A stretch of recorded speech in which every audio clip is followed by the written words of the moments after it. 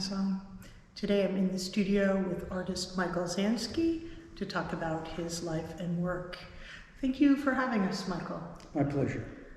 Zansky resembles an archaeologist who digs through Walter Benjamin's History as Ruin, or a forensic scientist who examines the minutiae of the crime scene of civilization.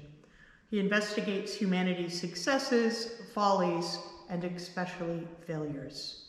That's a quote by Kathleen Goncharov. In Giants and Dwarfs, where the figures most absurdly inchoate, some clearly animals, seem to symbolize a self that is a mystery to itself. Like Munch or Van Gogh, Zansky is clearly their peer, seems to feel like a stranger on the earth that is a social outsider, Donald Cuspin. So I thought these were nice quotes to contextualize your work in history, and also I think they're very informative. But I'd like to start really at the beginning. And you have a background in film and drawing. You're an amazing draftsman, painting, set design and set building. In fact, you're a master set painter. And all of these inform your work. And as a child, were you drawing as well? Were you an artist? I started very young, clearly looking at what was going on with him, and I was fascinated by it. What would you draw? Well, that's an interesting question, because we lived at one point a block away in an airship, basically, of a tenement that my earliest memories tell me about. And then we moved a block right on another tenement, on Bronx Park, south, overlooking the park, the zoo. And I was fascinated by animals, obviously, as a kid. So I explored what was going on there, and then later on, as I got a little bit older, started to draw those animals, along with the landscape of the Bronx, which fascinated me no end. Interesting. The influence that, that played a very significant influence in the development of my work, although I didn't know it at the time. It would play, instrumental in my later developments of fascination with what was going on right across the street. And in the spring and the summer and fall, they would put the lions and tigers out on a moat. So in the morning, I would wake up and hear the lions roaring in the park. So it was like I'm saturated with this kind of mythological state of another kingdom, which I was privy to, but looked at even at a young age, realized the kind of catastrophic environment that they were brought up in, and was fascinated not just by the animals that I was looking at, but they had a whole section of insects as well, which fascinated me. Wow, that's and I would watch the structure of what would unfold, because you would watch them actually build their housing. So all of that played a very big part in my development. So the Bronx Zoo was your front yard? That's Basically, right. It was right there. So that's right. So that's right. Was that your kind of daily haunt? Would you go there most days? Continuously. Yes. And did you draw kind of in the field, in the zoo, as it were? Absolutely. Right in front of the animals. Oh, right in front of their cages. I mean. Oh, extraordinary. So I saw something about, I must have seen it, although I was struggling in school. I must have seen the psychological ideas, the psychological entrapment of things. But then I would just go across the street and realize that, I'm trapped also. Oh yes, the effects of. I'm already in another kind of hive. Animals in prison, basically. Yeah, something like that. Yes. So that it was significant. It played a very significant part. Did you have a specific animal or a couple of animals that you had real empathy for or a real connection with? Were there any specifically that you really loved? Them. All of them. Yeah, all of them. And you had the elephants and the monkeys. The lions and tigers were of a different breed. because of their propensity to eat meat. But they had a thing like the African plains there, which was like a hut made out of straw. That went up a couple of stories, as I remember as a kid. The shape was this strange honeycomb shape, like a beehive, quite astonishing. So there was a relationship there as well going on. So, do you have drawings from that time? Did you see I have them? some, Oh, a few, a interesting. handful. And so, were you consciously aware at the time that you were an artist, that this was a thing that you really were compelled to do, wanted to do? I need to draw. This is my way of exploring the world. Did you have that? I would say that played a big part of it. There's no avoiding it. I think there were triggering points that made it apparent to me why. One of the earliest was that my aunt, B, had a reproduction on her wall of a painting of the storm over Toledo, what the Metropolitan Museum has. It was, and I remember just staring at that thing endlessly, fascinated by it. And I thought that held an enormous amount of interest and then influence on me. And then slowly I started looking at many other things because of my father too. So I had a pretty strong background in art history starting at a young age. And would your father encourage this habit, this practice of drawing He did. for you? He Yes. did. My mother didn't necessarily. Or she had difficulty with it because I was having I had some learning disability. What was going on in school? Well, I couldn't read or write. At what age? What age? Oh, they kept promoting me because my mother was a school teacher in the city, and then they sent me to a place to be definitely analyzed. And then shortly after that, my reading increased tremendously, and along with a lot of other things. But I still, to this day, feel that I've had a disability in some way. But, Dyslexia, do you think, or what was it? oh, it's probably worse than that. I'm not really sure what it was, but something was going on there, and I was, again, living in an open world. I mean, in public school, I went to public school, PS6 in the Bronx, and I remember disappearing out of the classroom and going up to the rafters. There was a roof line, and I would disappear to the panic of the teachers. And I would stare out this window at the Bronx. The L went by, and then all the other buildings, the outlines of them, and was mesmerized by it. Because at a young age, I tried to get some fix on what was actually going on. What was occurring in front of me was very, very interesting. I needed to draw it. So, and it seems to me that as a child in school and knowing the public school system and how they standardize and normalize and force and push kids to learning a very certain way, you had a very different way, as you're saying. You had a very different way of learning and absorbing and processing. And it sounds to me, knowing something about education, because I've been in education for almost 25 years, you were a proprioesthetic learner. You were a body learner who didn't really want to sit there and just memorize things, but rather a way of interacting with your environment, with the zoo, with the city, and exploring with your whole body, right? Yes, my whole body, but particularly one part of my body, my optics, which is like how I saw was how weirdly archaic things looked to me. Interesting. They looked extraordinarily archaic.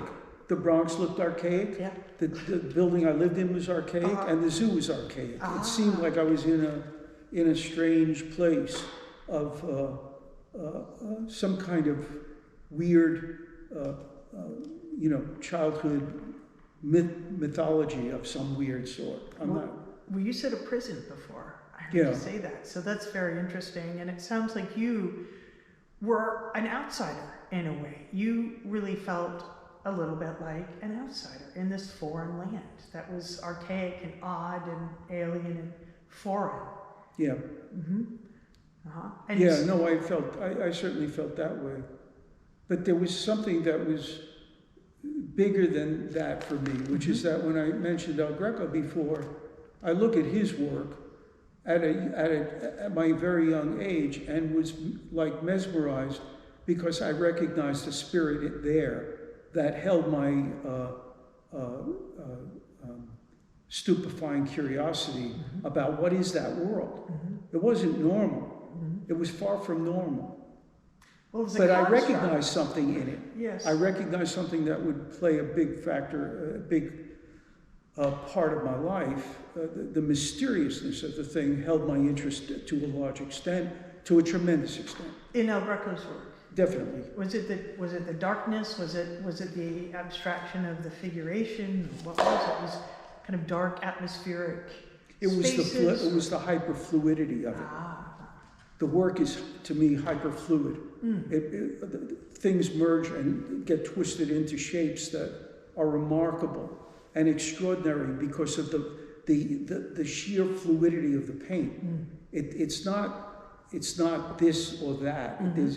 One thing flows directly into another in an extraordinarily fascinating way for me to this day. So, yeah. So El Greco is a big influence, and there are others too. Oh, Do you want to talk about a couple of other yeah, sure. influences? How about Philip Guston?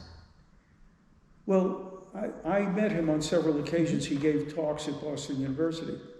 And fascinating guy for a lot of reasons. I think that from a historic point of view, he's the most serious of many of the artists that have followed in his footsteps for one particular reason for me. And the extent could be from Kondo to many others, which is that what I pick up there is that, and I don't know if it's been written, it probably has been about his work, but what I see is the relics of the Holocaust.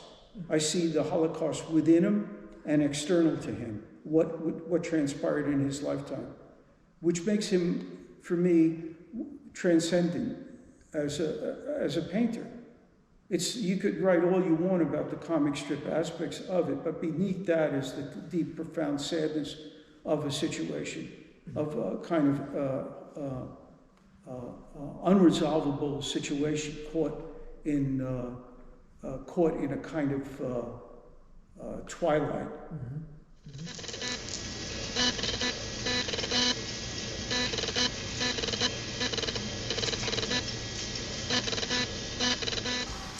There is a sense of humor in your work and catastrophe. And it references an existential human condition that plays out on this kind of global historic stage in the form of epic struggles, physical, metaphysical, psychological, phenomenological. And I'm reminded of Goya and Bosch with your work. And two extraordinarily important figures for me.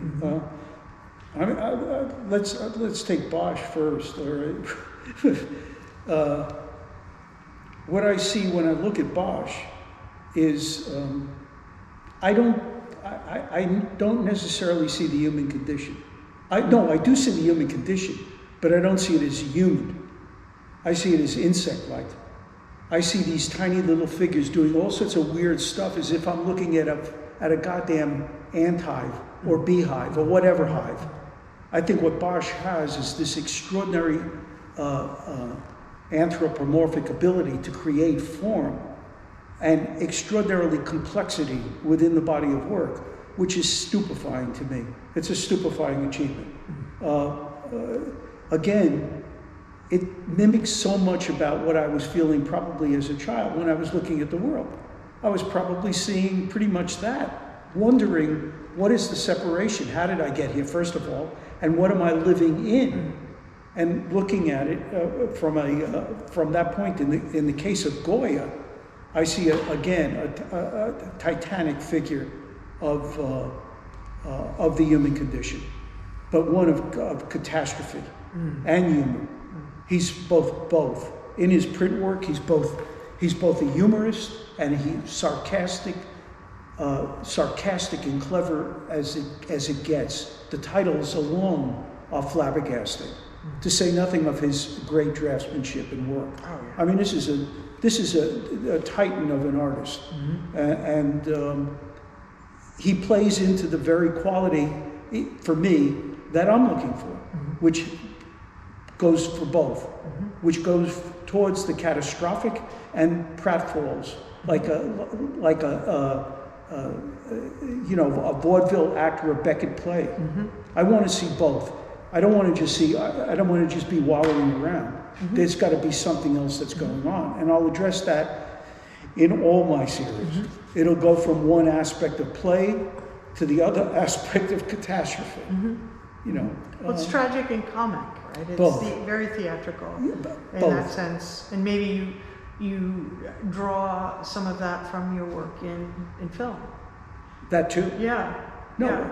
I see it also in film, is concerning, let's say, the set work, is that it's a dream. I wake up in a dream, from a dream at night, and then I enter back into a dream of creating a dream state for everybody that's going to be watching this thing.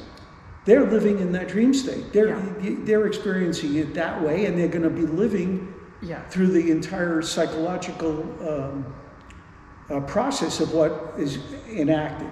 So this is the way in which I experience it. I experience it driving into the city every day, looking driving down the Palisades Parkway, looking at the Manhattan in the distance, and then in the middle of it, as quite extraordinary. It's like this is Athens. It's Rome. This is the dynasty. This great empire. This is the empire. That's right. This is the empire, and I'm traveling at 60 miles an hour, listening to either jazz on the radio, classical or whatever, and driving in a fucking acoustic auditorium while the world is moving by me, looking at this thing unfold in an extraordinary. In your exoskeleton, right? It's just cruising down the highway, right? Yeah. 4-lane highway or something. And Well, then- it's all it's a simulacrum, right? Yeah. It really is all a simulacrum. Even our collective, quote unquote, reality, our collective real, is is constructed. It's a simulation. It's a constructed one, and it's constructed culturally. Yeah, And at a particular time. and what I find- linguistically, it's all a construction. No question. Yeah. There's no question. I mean, just in scientific theory, let alone art, one thing passes to another. Nothing is stationary or stable. Right. So then you're talking about aspects of fields in quantum theory, or any fields of light, energy, and all of this stuff. The dynamics are always up for grabs. It's not really clear what we're sitting in the middle of. Right. But you got to both laugh and cry at the same time. Right. And in quantum physics, the laws of Newtonian physics don't apply. So things are going on that we have no way of even measuring or understanding, but we know that there are particles that can move through other particles. They're moving through us right now as we speak. Yeah. They're part of us, and now it's not part of me anymore. It's passed to you. Exactly. Right? Exactly. So there is this constant state of flux and this movement. Which gets me back to the abstraction and the figuration. No. Which is that abstraction that you're describing, which we can't experience. No. Because we can't see it. No, I mean, it's can't. invisible to us. It's invisible. But it's another state of reality. Yeah. And it's another state of reality for an ant looking at the world. But it What is exists. it? It exists nonetheless at every exists level. simultaneously. It exists at every level. Yeah. You know, people talk about aliens from outer space, you know. Mm-hmm. Well, the aliens are all around us. Well, we're Christ's sakes. aliens. We're aliens. We're aliens too. Yeah, we are. I mean, you could be sharing space with God knows what type of bacteria. Well, it's actually proven that the RNA came from outer space. So we, in fact, were planted here as kind of star everything seeds was planted coming here, here. right? Yeah. Everything. So in a sense, we are extraterrestrial. You know, Sure. we are kind of aliens on this place with these temporary bodies that are constantly dying and being regenerated Right. and throwing off material and interacting with all the other matter around us, which is actually made of the same stuff we are. So in these figures in your work, how you combine animal and human in these humanimal forms, which I love, they also are part of these geometric rock-like forms, or this looks like barbed wire, or these tire tracks, but they're insects, they're hands. I mean, there's this kind of body awareness of this extended field, the extended field of physicality and reality. It's also the classicizing influence of and what I'm pointing at. For example, the figure to the right over here is holding a structure which is like an atomic structure with those circles moving in his hand. And then there's a chart, it's a star chart that's been etched into the surface. Right. And then there's a book on top of this guy's head. I mean, what I'm doing is I'm joining mythological figures with the construction of the modern age in a way that I'm looking for. In the case of the figure to the right of it, it's holding up a straight vertical line of barbed wire, and it's being balanced out by that line coming off the top left edge. It's a lion's head with a woman's dress on, and again, I'm asking questions here about. At least I think I am, about the mysteriousness of how we construct the world using these mechanical classical structures and deal in this biological wing of nutsiness. The figure to the next figure is a fellow with a slinky on his head, balancing on two ends of barbed wire. It's like, okay, what am I going to bounce against now? I'm set up against a future world that's strung out. The head holding the double figure there is like, okay, the universe started, the universe will end. It's an expanding balloon going both ways out of a central axis. And accelerating, apparently. And accelerating. It's getting wider. Yeah. And this figure who's holding it doesn't even have a body attached to it. Right, yeah. Then to the next one over is this fellow staring into the universe itself. He has no body. He's just walking along like an Egyptian pharaoh, wondering what the hell am I looking at? So many of these figures, it seems they're in a kind of existential, kind of phenomenological state of, there's some flux, they imply a kind of narrative, but they're all, I'm going to segue to this next question, trying to kind of apprehend or understand something about their place in the universe, maybe. Maybe there's this existential question that I see being asked.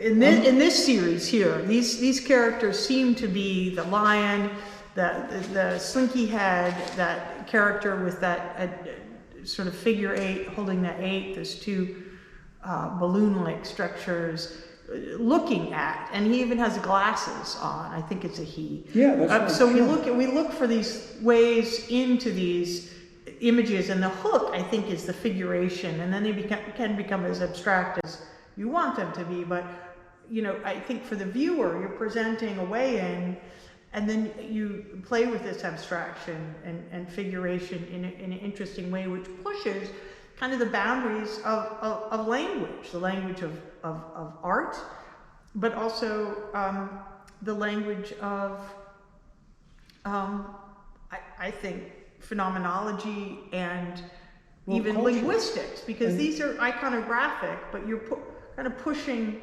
meaning. Exactly, meaning. I'm pushing meaning because I'm creating mythology. Yeah.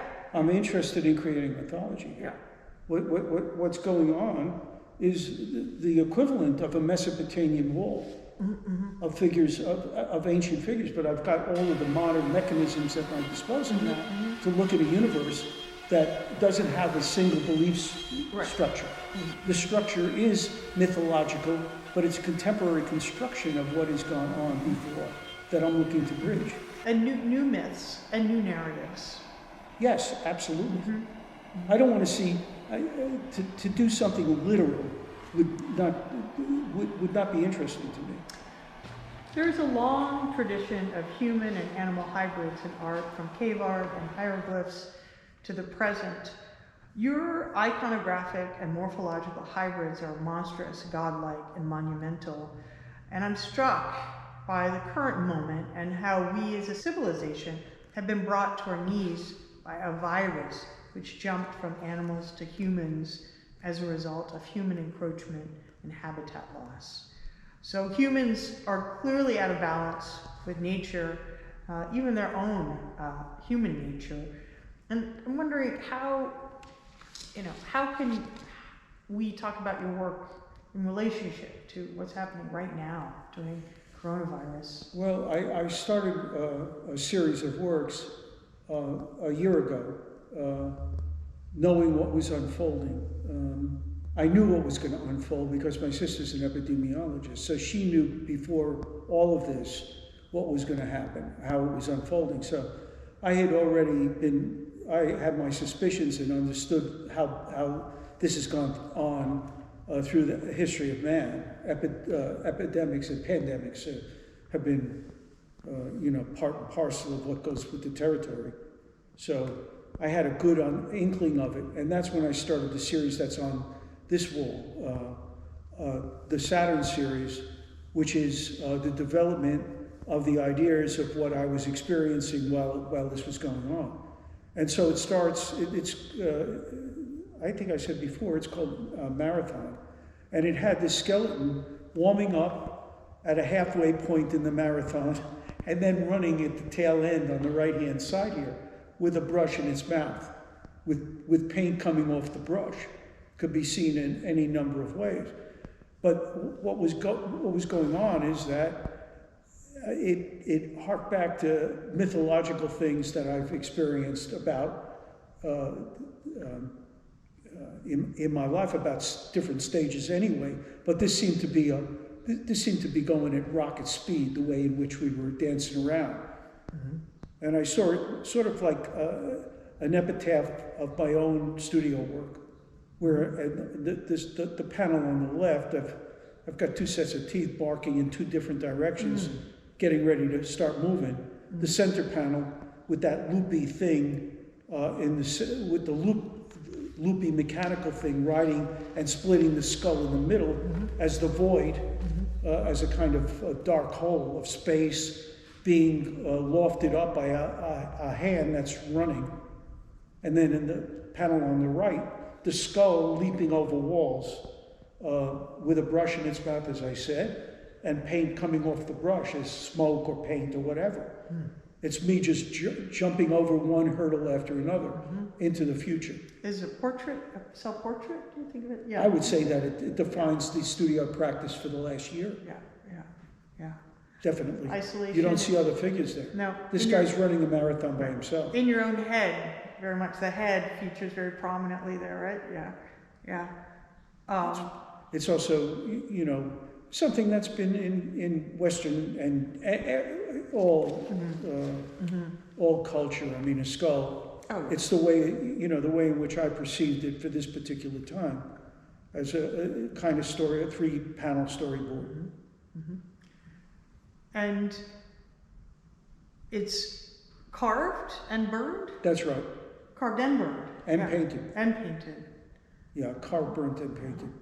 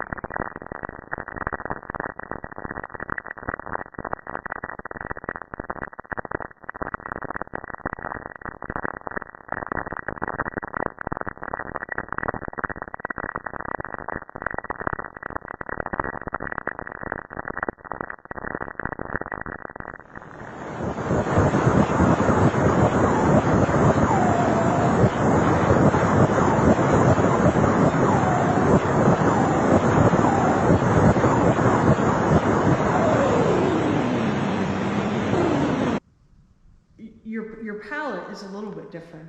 In this Yes. one I see there's blue, which seems incredibly optimistic there. Somehow. Exactly. Blue. I didn't want it to go in one direction. Yeah. It was bad enough as it was, Yeah, for crying yeah. out loud. And Yeah. I'm thinking to myself, well, listen, let's put a note of some hope here, like an aqua sea of some sort. Yes, you know? and you framed these. You have a frame around your frame or your wood, right? Yeah, it's a giant comic strip. Bounded. It is Yeah. more like a comic. It's like a comic. Yeah, You rip yeah. it out of the comic book and Yes. you stick it up. Yes. You carve it and put it in front of you. In my case, in front of myself. So I'm asking questions. And then, of course, look at the quality of it. It's all carved, but the shapes themselves behind it in the white ground, the sky itself, are the wood itself. I just burnt the wood and left those marks. But every one of those is purposeful. They're not carved. They're just painted. They're outlined and then left as shapes, almost like a floating sea of figures of some sort, a biological sea of figures. Those amorphous kind of blob forms. Yeah. Those blob forms. Yeah, Exactly. right. Organic material, whatever it Organic- is. Exactly. Yeah. Well, I got that. The influence for that came from the Sistine Chapel with Michelangelo holding up his own flesh, Ah, yes. where you see an attenuated flesh that's stretched out, not Yes. unlike El Greco. And I used that as the idea of leaving those patches of almost that quality. That's what I was searching for. Yes. And leaving it an open-ended. What is this abstraction? It's Because biological. you look at the figuration, but then what about the abstraction? Right. Well, they become stand-ins for.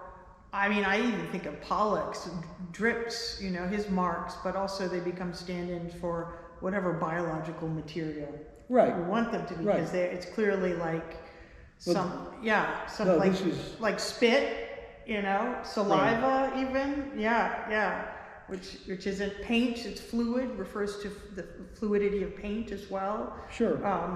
Well, it also, you bring up Pollock as a good example of something, which is that unlike Pollock, he's using gravity basically. Yeah. He's laying something down and spattering something on a flat surface. Yeah. So it's flying through the air and then hitting it.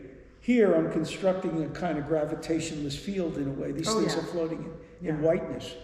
Yes, it's gravity. It's adhering to Newtonian physics. It's got gravity is there, right? Gravity is there. But that skull is just morphing and changing and becoming, it seems more kind of here attenuated and squeezed at the top and more actually like a grotesque, Oh, yeah. more and more grotesque. No, it seems. it's a kind of a horrifying, this is not a pleasant journey, but it's one where at least I tried to bring some kind of notion of myself, with a paintbrush after having worked as a painter for so many decades. you know, jumping over a goddamn wall. Well, more of a suggestion too of the built environment with that wall too. Yeah, exactly. It's That's it. of Exactly. architecture. So And that no, is not only architecture, culture. culture. Yeah. I'm saying, Yeah. wait a second, Yeah. can I add another, you know, period or footnote to the history of what's been done before? Yeah. Literally the built environment, Right. brick by brick. Or tenement by tenement. Right. Yeah. Yeah. Or the grid, the city grid, the grid that is, you know, sort of Immeasurable. Yeah. Yeah. Immeasurable, or a pyramid. Yeah. Absolutely. So, you know, all of it. Or these you know, enduring structures too. What's that? The enduring structure. The enduring whatever it is, structure, like and the then- infrastructure even. Exactly. Trying to leap over it. You Right. gotta get past it. Right. You want to, for me, I want to bring it to an area where I have one foot resting on a thing and the other foot in the air. Right. I'm not sure I'm going to make that leap. Right. Something solid, but it seems like everything else is shifting Yeah. and fluid and kind of strange biomorphic forms becoming or disintegrating.